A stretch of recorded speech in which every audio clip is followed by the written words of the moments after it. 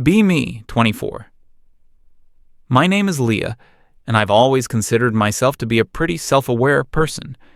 I have a good job, my own circle of friends, and a clear idea of what I want in a partner.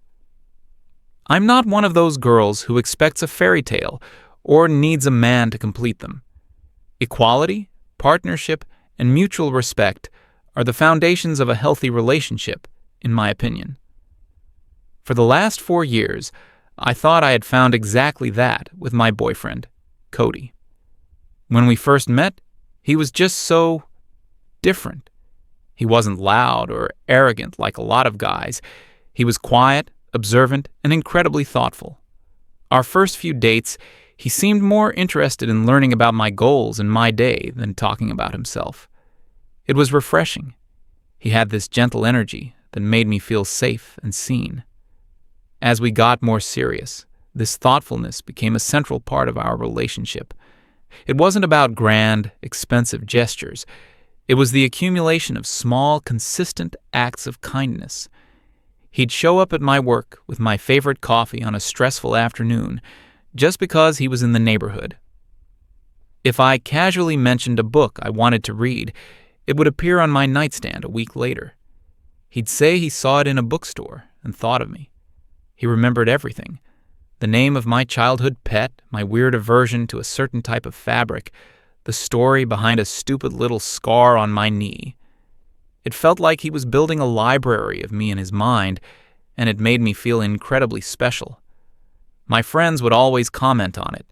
They'd say things like, "Cody is the gold standard," or, "I wish my boyfriend paid attention like that." I'd just smile and say that I found a good one. It was our normal. I was proud of our dynamic. He was always putting my needs and even my wants before his own. I remember one time we were planning a weekend trip. I had my heart set on this little coastal town a few hours away. He had been talking for weeks about wanting to go to the mountains for a hiking trip. When it came time to book, he just pulled up the website for the beach hotel. I asked him about his hiking idea, feeling a little guilty. He just smiled and said, "We can do that anytime. I know how much you've been wanting to hear the ocean." He genuinely seemed happier making me happy than fulfilling his own desires. This selflessness extended to everything. His wardrobe was simple, functional. He drove a reliable but unimpressive car that he'd had for years. He never spent money on frivolous things for himself. Meanwhile, he'd surprise me with concert tickets for a band I liked or a new piece of equipment for my hobby. I'd sometimes tell him he needed to treat himself more often. He'd always brush it off, saying he had everything he needed. I interpreted this as a sign of his maturity and his focus on our future together. He wasn't wasting money on temporary thrills. He was building something real with me. Which brings me to his phone. For at least the last year, maybe longer, he'd been carrying around this absolute relic. The screen was a mosaic of cracks, held together by a weary screen protector. The battery life was a joke. He had to carry a portable charger everywhere. The thing was so slow that sometimes it would take him a full minute just to open a map application. It was honestly a bit embarrassing. I used to poke fun at him for it, always in a loving way. We'd be out with friends, and he'd try to pull up a photo, and the phone would freeze. I'd laugh and say, "Cody, you're an adult with a professional job.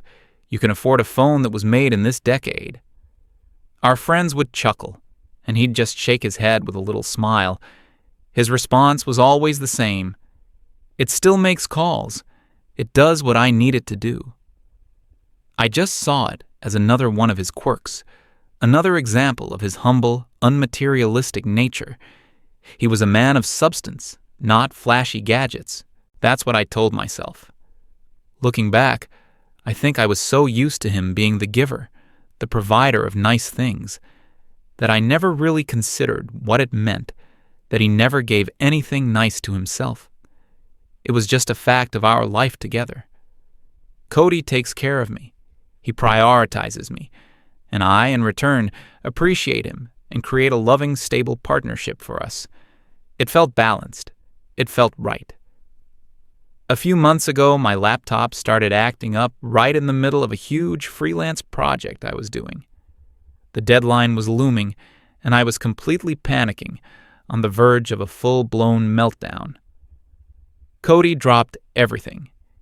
He spent 2 entire evenings researching the problem, carefully taking the machine apart, and fixing whatever was wrong with it. He stayed up until 3 a.m. one night just to make sure it was perfect. I got my project done on time, and it was all thanks to him. I baked him his favorite cookies and told him he was my hero. He just said he was happy he could take that stress off my shoulders. That was Cody, my rock, always there to solve my problems. Then, about a month ago, a new situation arose with his phone. We were trying to navigate to a new restaurant we wanted to try for date night. His phone's GPS was completely useless, lagging and putting us on the wrong streets. After driving in circles for 20 minutes, we were both frustrated, and the mood was kind of ruined. We ended up just going to one of our old spots. In the car on the way home, I was more direct than usual. I told him, "Seriously, this is becoming a problem. You need a new phone. It's not just about you anymore. It's affecting us." He was quiet for a moment, and then just nodded. "You're right. I'll look into it." I felt a sense of relief. Finally, he was going to get rid of that piece of junk. In the back of my mind, I was already getting a little excited. I wondered what he would get. Maybe he'd get us matching ones. That would be a cute, coupley thing to do, a symbol of our connection. The weeks passed, and he didn't mention it again. I figured he was busy with work or was waiting for a sale. Cody was always practical like that. I didn't push it. I trusted him to handle it. Life continued as normal. He helped me assemble some new furniture I bought. He planned a surprise picnic for us one sunny Saturday. He was the same attentive, wonderful Cody he'd always been. The phone issue faded into the background. Then came last Tuesday. Nothing about the day felt special or different. I had a long day at work, and we decided to just meet at a casual Italian place near our apartment for dinner. We were making small talk about our days, talking about office politics and a funny email I'd received. It was comfortable, routine. We ordered our food, and as we were waiting, he looked up from the menu with a calm expression. "Oh, by the way," he started, "I took care of that phone situation today." My face lit up immediately. "You did? Finally?" I said, probably a little too enthusiastically. "That's great news. What did you end up getting?" I was leaning forward, genuinely excited for him and for us. No more getting lost on the way to dinner. No more waiting an eternity for a web page to load. He reached into his work bag that was sitting on the chair next to him. I expected him to pull out a phone, maybe 2. Instead, he placed a crisp, sealed white box on the table between us. It was the latest model from a very popular brand, sleek and expensive looking. "Wow, you really went for it," I said, impressed. He gave a small nod, looking at the box with a quiet sense of satisfaction. And then he said the words that made the entire room feel like it had dropped 20 degrees. "Yeah, I figured it was time. I got this for myself. The old one just couldn't keep up anymore." He said it so casually, so matter-of-factly. For myself. I just stared at the box. My smile felt like it had frozen on my face. The cheerful ambience of the restaurant, the clinking of glasses, the low murmur of conversations, it all seemed to fade into a dull hum. My brain was trying to process the information, trying to find the context I was surely missing. He bought a new phone, a really nice one, and the thought of getting one for me, or at least discussing it with me, had apparently not even crossed his mind. I had to be sure I wasn't misunderstanding. My voice came out a little quieter than I intended. "For yourself?" I repeated, the question hanging in the air. He looked up from the box, his attention finally shifting back to me. "Uh-huh," he confirmed, as if it were the most obvious thing in the world. He then picked up his fork and started eating the bread from the basket on the table. He just moved on. A strange and unfamiliar feeling began to churn in my stomach. It was a hot, prickly sensation that I couldn't immediately identify. It felt like a mix of shock and offense. I felt overlooked, ignored.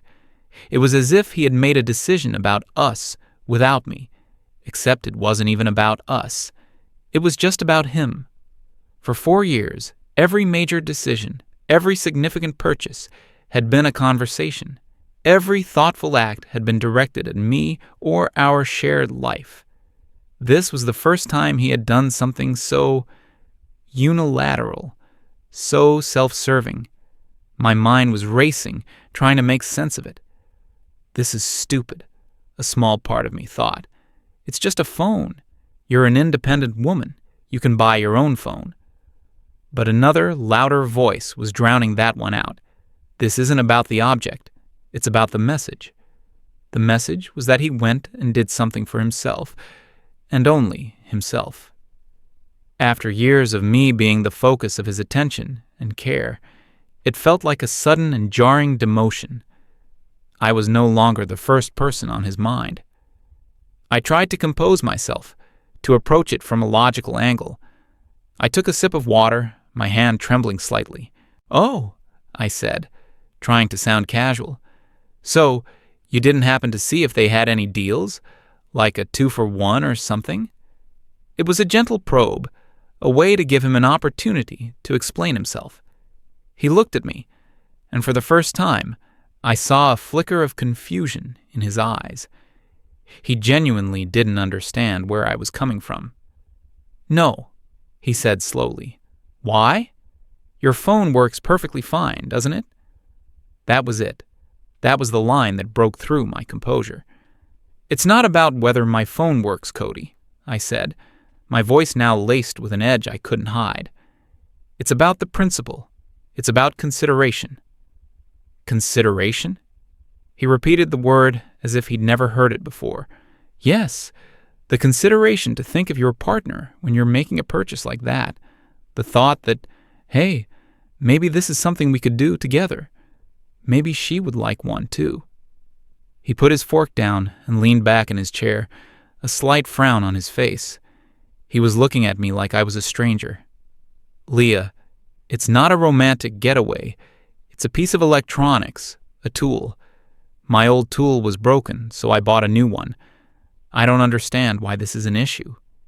He called it a tool. He reduced this entire situation, this entire lapse in his affection and attention, to the purchase of a hammer or a wrench. He was invalidating my feelings completely by refusing to see the emotional significance. "Because it's never been just a tool before," I shot back, my voice rising slightly. "Everything you've ever done has been about us. You see flowers, you think of me. You see a book, you think of me. You go to a tech store and spend hundreds of dollars, and suddenly I don't even enter the equation." The argument felt so clear, so righteous in my head. I was defending the very foundation of our relationship, the thoughtfulness that he himself had built. He just shook his head, looking exasperated. "That's not fair. This is different. This was a need. It wasn't a whim. It's not the same as a gift." The waiter arrived with our food, placing the plates down in the middle of a thick, tense silence. Cody immediately picked up his pasta and started eating. He didn't say another word. He just ate. He was shutting down the conversation. He was telling me, without words, that my feelings on this matter were not important enough to discuss further, that my hurt was an inconvenience to his dinner. I couldn't eat. My stomach was in knots. I just pushed the food around on my plate, my mind replaying the conversation over and over. Every scenario I imagined ended with the same conclusion. He had changed. The man sitting across from me, coldly eating his meal while I was clearly upset, was not the same man who once drove an hour in the rain to bring me soup when I was sick. Something fundamental had shifted. The constant warm glow of his attention that I had basked in for 4 years had been switched off, and I was left feeling cold and alone in the dark. And the worst part was, he didn't even seem to notice. Or if he did, he didn't care. The rest of the dinner was agonizingly silent. I felt a chasm opening up between us, right there across the checkered tablecloth. And it all started with a simple, selfish purchase. The walk home from the restaurant was just as silent as the dinner had been. I kept waiting for him to reach for my hand, to apologize, to say anything that would acknowledge the tension between us. He just walked with his hands in his pockets, his gaze fixed straight ahead. It was a short walk, but it felt like miles. I felt like I was next to a roommate, not the love of my life.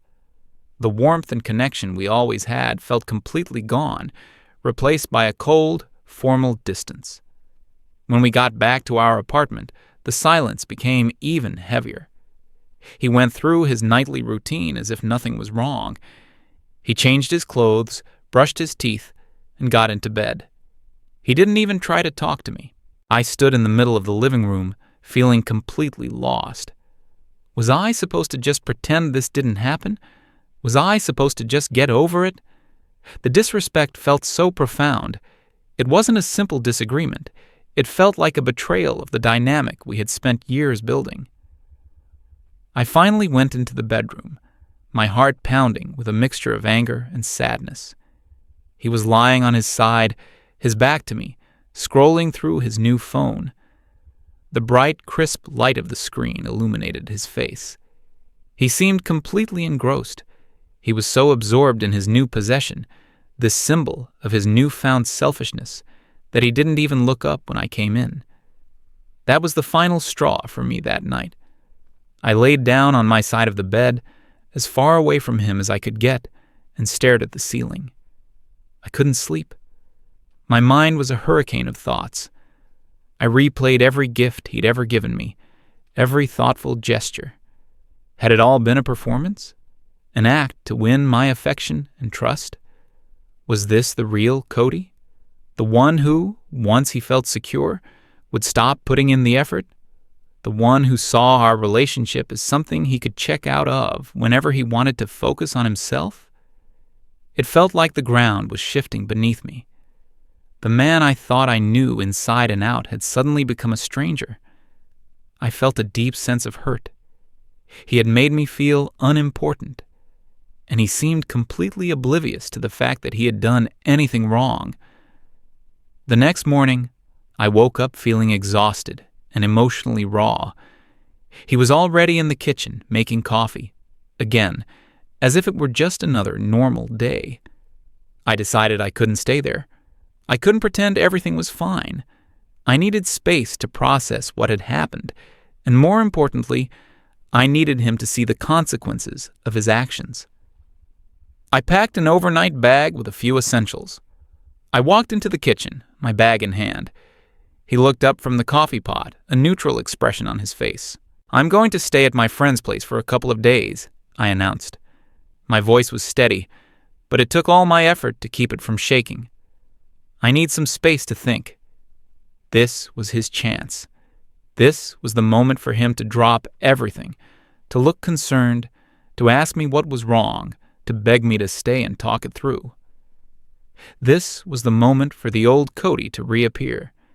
Instead, he just slowly nodded. "Okay," he said calmly.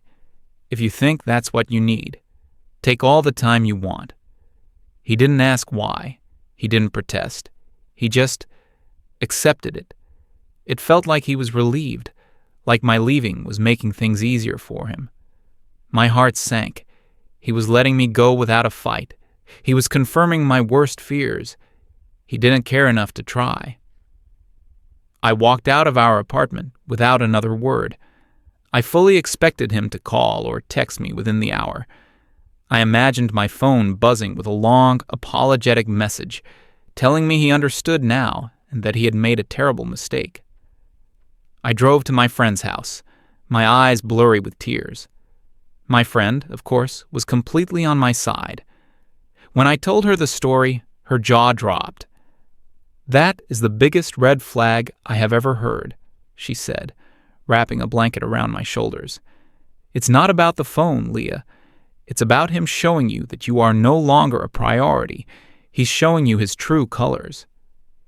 Hearing her validate my feelings was a small comfort. I wasn't crazy. I wasn't overreacting. This was a real problem. The first day passed. The only communication from him was a single text message that evening. It read, "Hope you got there okay. Let me know if you need anything." That was it. It was so sterile, so detached. It sounded like something you'd send to a coworker who was out sick. There was no emotion, no remorse, no "I miss you" or "we need to talk." It was a logistical check-in, not an emotional plea. My friend said it was a classic passive-aggressive move designed to make me feel guilty and force me to be the one to initiate a real conversation. The second day was complete silence. Not a single call, not a single text. I spent the day checking my phone obsessively, my anxiety growing with each passing hour. How could he just go about his life, knowing I was so upset that I had to leave our home? Was he even thinking about me? Did our 4-year relationship mean so little that he could just switch it off? My friend tried to distract me. We watched movies, ordered takeout, but all I could think about was him at our apartment, probably enjoying the peace and quiet, playing with his new phone. By the third day, my sadness had hardened into a cold, firm anger. It was clear now. He wasn't going to fight for this. He wasn't confused. He was indifferent. He had made a conscious decision to prioritize himself, and my reaction to that decision was an inconvenience he was choosing to ignore. He was waiting for me to be the one to break the silence, to come back and accept his new terms for our relationship, the terms where he gets to be selfish, and I just have to accept it. I refuse to do that. I have my pride. I have my standards. I built my life around the idea of a partnership with him, a partnership that he defined with his constant attentiveness.